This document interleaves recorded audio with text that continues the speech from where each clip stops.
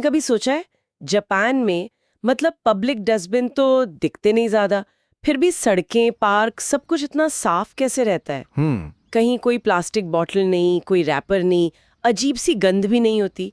ये बात थोड़ी हैरान करती है ना? हाँ बिल्कुल। ये देखकर वाकई लगता है कि कुछ तो अलग है वहां, कुछ गहरा है। तो आज हम इसी पर थोड़ी बात करते हैं, समझने की कोशिश करते हैं कि जापान की इस कमाल की सफाई के पीछे का राज क्या है। हमारे पास जो जानकारी है वो कहती है कि ये सिर्फ सख्त नियम नहीं है। नहीं, नियम तो हैं, पर उससे ज्यादा ये एक वैल्यू सिस्टम है, एक सोच। हाँ, वही साफ जगह स्पष्ट दिमाग वाली बात, मतलब क्लीन स्पेस क्लियर माइंड। तो चलिए इसे थोड़ा और समझते हैं। जरूर। देखिए, सबसे बड़ी बात जो सामने आती है वो ये कि सफाई वहां बचपन से सिखाई जाती है, एकदम बुनियादी मूल्य की तरह। अच्छा, जैसे? ये सिर्फ घर की बात नहीं है, स्कूलों में सोचिए। हाँ, मैंने भी सुना है स्कूलों में बच्चे खुद ही अपनी क्लास साफ करते हैं। क्लासरूम ही नहीं, कैंटीन, कॉरिडोर, या तक कि टॉयलेट भी। सच में? कोई क्लीनिंग स्टाफ नहीं होता स्कूलों में? आमतौर पर नहीं, बच्चे ही करते हैं मिलजुल कर। और इसके पीछे एक बड़ी सोच है। क्या सोच है? मतलब सिर्फ काम करवाना तो नहीं होगा? नहीं, बिल्कुल नहीं। इससे बच्चों में अपनी जगह के लिए, अपने स्कूल के लिए एक सम्मान पैदा होता है। एक जिम्मेदारी का एहसास होता है कि ये हमारी जगह है, हमें ही इसे साफ रखना है। समुदाय वाली भावना। हाँ, साझा जिम्मेदारी और एक तरह का सामूहिक गर्व भी। और जो दर्शन की बात है वो दिलचस्प है कि सफाई सिर्फ गंदगी हटाना नहीं है, ये एक तरह से आत्मा को शुद्ध करना है। फोकस मानसिकता पर ज्यादा है।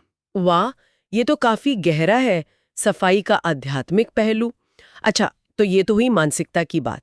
वो जो स्रोत है उसमें कुछ खास आदतों का भी जिक्र था शायद, 5 आदतें। हाँ बिल्कुल, कुछ खास आदतें हैं जो इस पूरी संस्कृति को बनाए रखती हैं। पहली तो है जीको सेकिनन। कहा जाता है, इसका मतलब बताया गया है आत्म अनुशासन, अपनी गंदगी की जिम्मेदारी लेना। हाँ, वो तो है ही, लेकिन ये उससे थोड़ा ज्यादा है। ये सिर्फ ये नहीं कि मैंने कचरा फैलाया तो मैं उठा लूं। ये एक तरह की सक्रिय जिम्मेदारी है कि मेरी वजह से किसी और को परेशानी ना हो, सार्वजनिक जगह साफ रहे। अच्छा, मतलब प्रोएक्टिव होना। बिल्कुल। और इसी से जुड़ी है दूसरी आदत, सार्वजनिक जगहों का सम्मान। वो सड़कों को, पार्कों को, स्टेशनों को ऐसे देखते हैं जैसे वो उनके घर का हिस्सा हो। अपने घर जैसा समझना। और वो बचपन वाली शिक्षा, स्कूलों में जो रोज सफाई होती है, उससे सिर्फ अनुशासन ही आता है या कुछ और भी? स्रोत में कुछ कृतज्ञता जैसी बात भी थी। हाँ, वो बहुत अहम है। वो रोज की सफाई न सिर्फ अनुशासन और जिम्मेदारी सिखाती है, बल्कि चीजों के प्रति, उस जगह के प्रति एक आभार, एक कृतज्ञता का भाव भी जगाती है। इस्तेमाल कर रहे हैं तो सहेज कर रखें, साफ रखें। और इसी से जुड़ता है चौथा पॉइंट, न्यूनतमवाद, उहिक चेतना। मतलब ये कि कम चीजें रखना, कम उपभोग करना, ये सिर्फ आपकी व्यक्तिगत पसंद नहीं है। इसे कई बार ऐसे देखा जाता है कि आप समाज पर बोझ कम डाल रहे हैं, सार्वजनिक भलाई में योगदान दे रहे हैं। ओह, ये तो बिल्कुल अलग नजरिया है। मतलब मिनिमलिज्म भी एक सामाजिक जिम्मेदारी बन गया। एक तरह से कह सकते हैं। और यही हमें 5वीं और शायद सबसे जरूरी आदत पर लाता है, सामूहिक चेतना। हमको मैं से पहले रखना। हाँ, ये बात तो कई बार सुनी है जापान के बारे में कि वो लोग ग्रुप के बारे में ज्यादा सोचते हैं। ये रोज की जिंदगी में कैसे दिखता है? हर चीज में, मतलब कोई भी काम करने से पहले ये सोचना कि इसका दूसरों पर क्या असर पड़ेगा। चाहे वो पब्लिक में धीरे बोलना हो, लाइन में लगना हो, या फिर अपना कूड़ा साथ ले जाना हो अगर डस्टबिन ना मिले। हाँ, ये कूड़ा साथ ले जाने वाली बात, इसीलिए शायद डस्टबिन कम है, क्योंकि लोग अपना कचरा घर ले जाते हैं। काफी हद तक ये उसी जिको सिकिनिन और सामूहिक चेतना का हिस्सा है।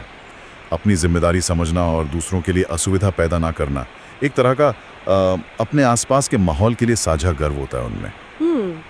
तो ये सारी चीजें, व्यक्तिगत जिम्मेदारी, पब्लिक स्पेस का सम्मान, बचपन की सीख, मिनिमलिज्म और ये कलेक्टिव सोच, ये सब मिलकर वो सफाई वाली संस्कृति बनाते हैं। एकदम, ये सब एक दूसरे से जुड़े हुए हैं, कोई एक चीज अकेली नहीं है। तो अगर हम इससे कुछ सीखना चाहें तो वो क्या होगा? सिर्फ अपना कमरा रोज साफ करना या कूड़ा सही जगह फेंकना ही काफी है, या कुछ और? देखिए, वो तो अच्छी शुरुआत है।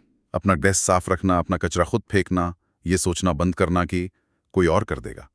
लेकिन असली सीख शायद थोड़ी गहरी है। जैसे वो जीको सेकिनिन का सिद्धांत, सिर्फ अपना नहीं बल्कि ऑफिस की पेंट्री या बिल्डिंग की सीढ़ियां, जो साझा जगहें हैं, उनकी सफाई में भी थोड़ा योगदान देना।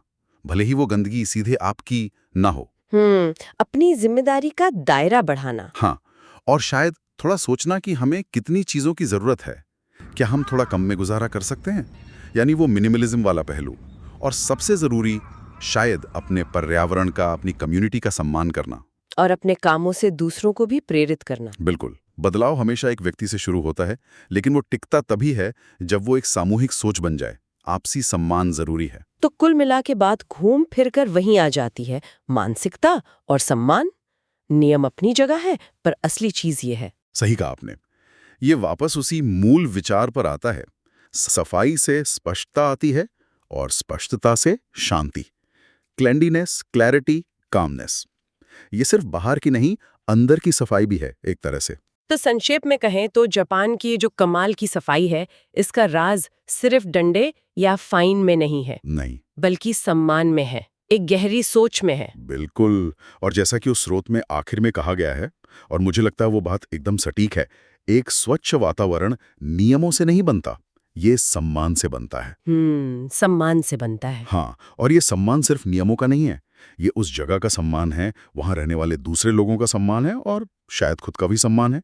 इस पर सोचना चाहिए।